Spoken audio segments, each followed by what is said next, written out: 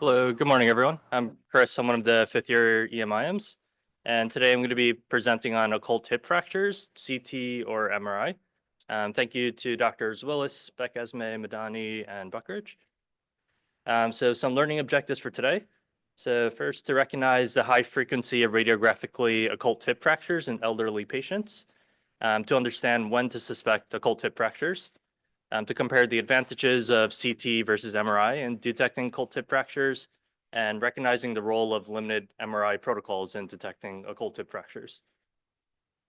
So first, I'm just going to do a quick anatomy refresher. So we have our pelvis and our hip.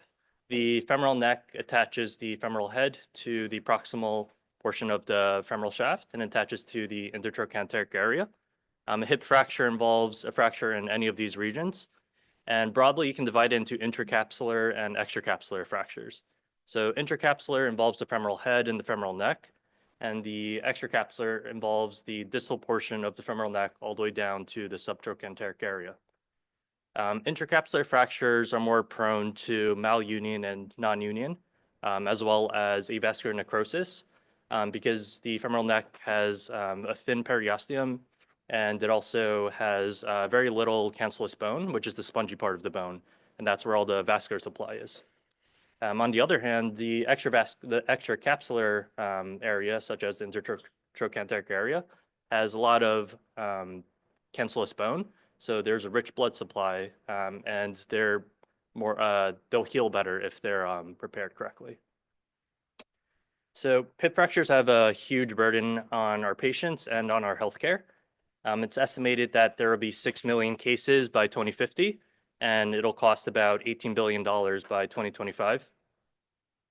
Globally, hip fractures have a 1-year mortality rate of about 12 to 25% for women and about 19 to 35% for men. And it's really important to repair within 24 hours because it's associated with lower complication rates and a lower 30-day mortality, 5.8% versus 6.5%, with a number needed to treat of 127, which was found in a study by Pincus et al. So this emphasizes the importance of early diagnosis and treatment of hip fractures. So in a meta-analysis of 35 observational studies, it was found that among 2,992 elderly patients with suspected hip fractures from trauma, surgical occult hip fractures were found on MRI in 39% with completely negative x-rays and 92% with isolated greater trochanteric fractures on x-rays. So there's a large portion of patients, which is why it's important to look out for them. So I want to present two cases to contrast each other. The first is of a 75-year-old female who suffers a grand mal seizure. She falls down multiple steps, and in the ER, she reports right hip pain and inability to move her right leg. Vitals are without concern, and on examination, her right hip is externally rotated and shortened. She's unable to actively straight leg raise, and passive movement of her right leg is painful in all directions. Otherwise, she is neurovascularly intact. And her x-rays show a right displaced subcapital fracture of the femoral neck. So all of us would suspect hip fracture in this case, but not all cases of hip fractures present so clearly. So in this case, we have a 75-year-old female with osteoporosis who presents with persistent right buttock pain following a slip and fall onto her right hip 1 week ago. She reports being able to walk, but with a limp. Vitals are without concern, and on examination, both her legs are equal in length and without rotation. There is localized tenderness over the right hip, and there's pain with axial loading of her right leg. The patella pubic percussion test has a dull sound, and I'll touch upon this test on the next slide. And the patient can bear weight, but walks with a subtle limp, and otherwise she is neurovascularly intact. And x-rays show osteopenia, but no evidence of a right hip fracture or dislocation. So in this case, it's really important to consider risk factors, history, and exam to guide your clinical suspicion. So for risk factors, we have our non-modifiable and our modifiable risk factors. So non-modifiable risk factors include being elderly, female, and having a low socioeconomic status. while modifiable risk factors include those such as malnutrition, osteoporosis, and taking certain medications, including ones that increase our risk of falls, such as benzos and opioids, as well as those that weaken our bones, such as levothyroxine, PPIs, and steroids. For history, you want to ask, we're trying to figure out if it's a high versus low impact mechanism. So if a patient falls from standing height, that would be considered a low impact mechanism. You also want to ask if there's a twisting mechanism, because that's a common mechanism for hip fractures. So was their foot planted on the ground and their body twisted, leading to the sudden hip pain and fall? And you want to also ask what part of the body hit the ground first following the fall. So if they fell directly on their lateral hip, that's more concerning. Patients with occult hip fractures can have sudden hip pain both before or after a fall. So if a patient has an insufficiency fracture, which is a pretty much when you have weakened bone and you're exposed to regular stress repeatedly, that can progress and lead to hip pain that then leads to the fall. And then if the patient fell and you want to ask if they were able to get back up. And if so, were they able to ambulate? So on examination, you want to look at appearance. So you're not going to see the typical findings that you would see that you expect to see in a hip fracture. So a lot of times you won't see the shortened externally rotated hip.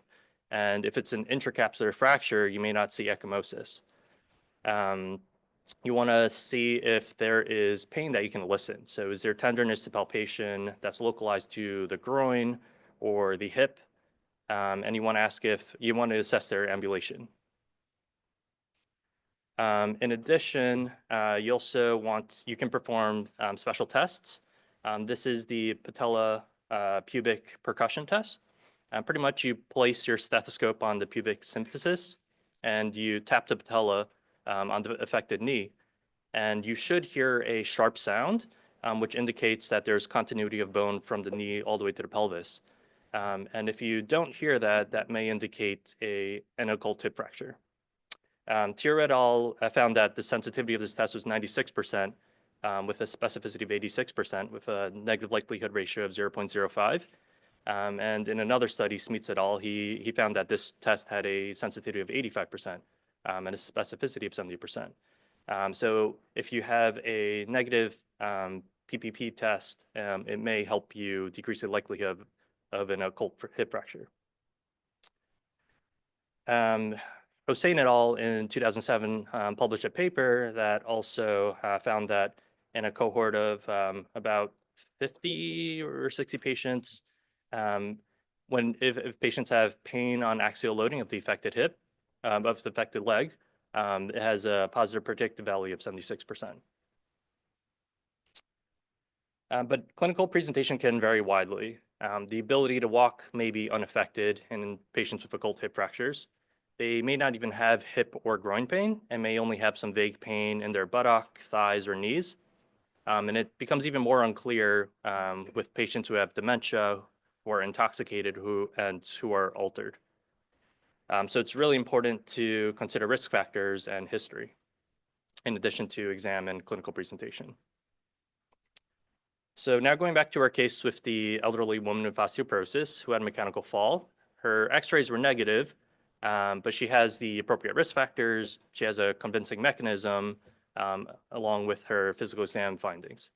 So now we're going to move on to advanced imaging, given our high suspicion. So do we choose MRI or CT? So the American College of Radiology in 2014 published guidelines to help guide us. And they recommended if an X-ray is negative and your suspicion remains, they recommend MRI as the next most appropriate imaging choice in individuals older than 50 years old. They made a change in 2019 and recommended MRI or CT as usually appropriate as the next imaging study. And part of this reason is because the CT scanners that we have nowadays are much more advanced than the ones we had in the 90s and early 2000s. So in 1998, we had CT scanners that had 4 slices, whereas nowadays we have CT scanners with up to 640 slices. And slices are just the number of pictures that the CT scanner can take in one full revolution. one full rotation. And the higher the slices, the better the resolution and the faster the scan. Another reason why they made that change in recommendation comes from a systematic review and meta-analysis published in 2019 by Kellogg et al. And he looked at 13 heterogeneous studies, and he found that CT scans had a sensitivity of 94% and specificity of 100%. And 11 of these 13 studies used CT scans with at least 16 slices. The other 2 studies didn't specify the CT technique. So these authors concluded that CT is a reasonable choice when occult proximal hip fractures are suspected clinically, for whom MRI is contraindicated or not readily available. So CTs have a lot of advantages. It's quick, it's accessible, and it's cheaper. There are fewer contraindications compared to MRIs, and it's really good at detecting injuries involving the bone cortex. As mentioned before, Kellogg et al.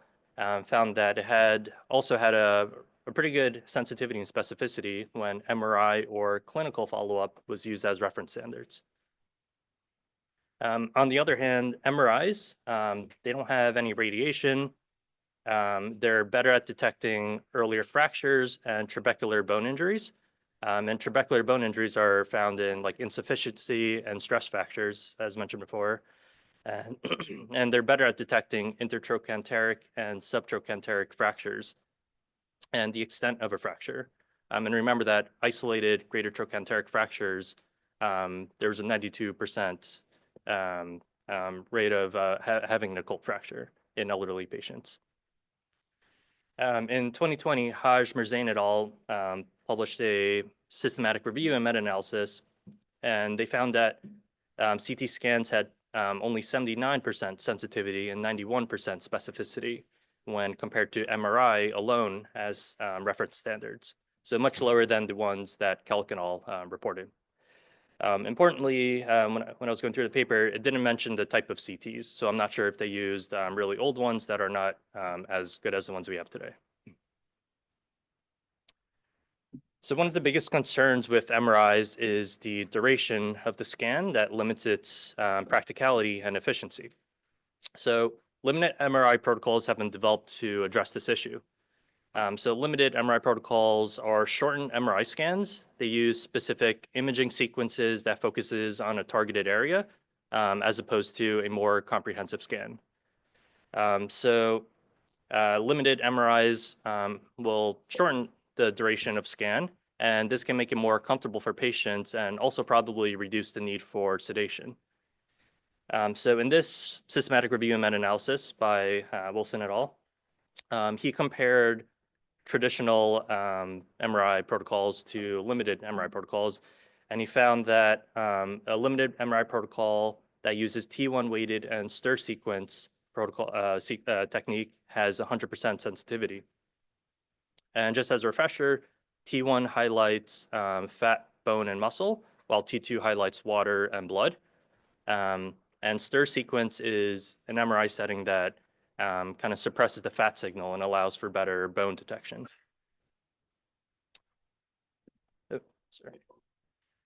And they found that the mean scanning time with these limited protocols was less than 5 minutes.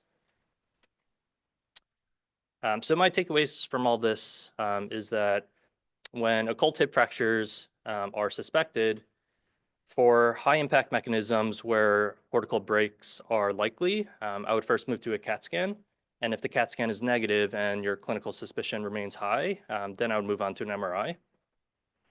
For low impact mechanisms where insufficiency or stress fractures are more likely, if an MRI is available, I think I would go to that first. And however, understanding the limitations of MRI in certain settings, if you're working in a lower resource setting, I would then move on to a CT scan with at least 64 slices, which I believe our CAT scans here have. And if that's negative and my clinical suspicion remains, then I would move on to MRI. And for patients who may not tolerate traditional MRI protocol, I would consider a limited MRI with T1 weighted and stir sequence protocol. And I would communicate that with my radiology colleagues. And a lot of our patients get placed on observation unit for inability to ambulate. So if there's concern for them not being able to walk due to an occult hip fracture, then you can place the patient on OBS perhaps and have the MRI ordered and communicate this to our colleagues.